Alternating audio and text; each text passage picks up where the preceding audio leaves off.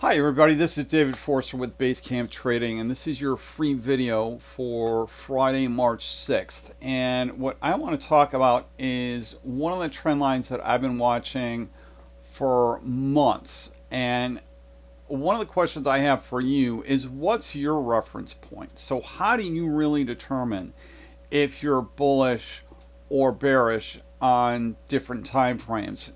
And I wanted to kind of walk you through this trend line right here, which I've been watching for a while. So I originally drew in this trend line after this low was put in.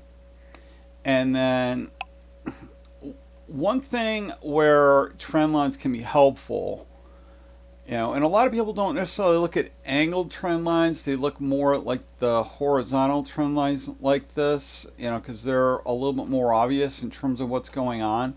But there are some different things that you can look for. And if you take a look at this trend line and also this moving average, the 50 period moving average up here as well. So this is the 50 period simple moving average. You can see that for a few months they're pretty much tracking each other. The difference is that the way I drew this trend line, I drew it exactly at the lows, and then I just extended it to the right. And if we look at how price has behaved around this trend line since. So here we had one gap down below and closed below, and then it snapped right back above it. This time we closed right on it, but not below it. We had a doji right here, wouldn't close below it. Again, another open, this open was even below it, wouldn't close below it. So that gives me an idea. If we can't get a close below it, in this case we got to close pretty much like right on that trend line. So once you start to see a shift between this type of action where you hit it once and then reject it, so this is basically rejection, you could call it that, even though it closed below it. Think about it not just in terms of price. Where's the price at the trend line? Think also in terms of time. That in terms of time, not a lot of time was spent there on this candle. But so here we have 1 day there, 3 days touching. Then we have here 4 days touching. And we got a little bounce here. But then how far away from the trend line do we go? A couple days, and then we're right back on it.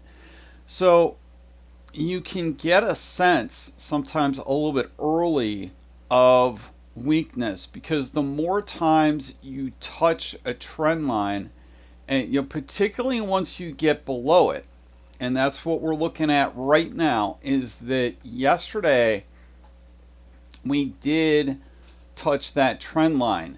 Today we are way far away from it, right? So, once you get away from a trend line and you're not touching it anymore, that's when you might get the beginning of a trend change.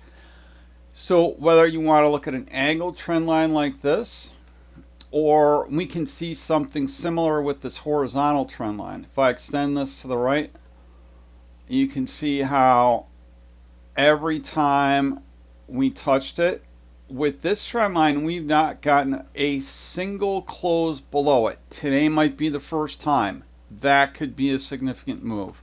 So, I find trend lines super helpful. They keep me objective. And definitely watch where today closes. Below this trend line would be the first time we've lost the support in a while. But you know what? I can draw another trend line. So here's what else you can keep an eye on going forward. Actually, I wouldn't go off of that low. Let's go off of these two lows. So here's your next trend line to watch. All right, thanks for joining. And also, definitely, I'll extend that to the right real quick so you can get an eye what to look for next.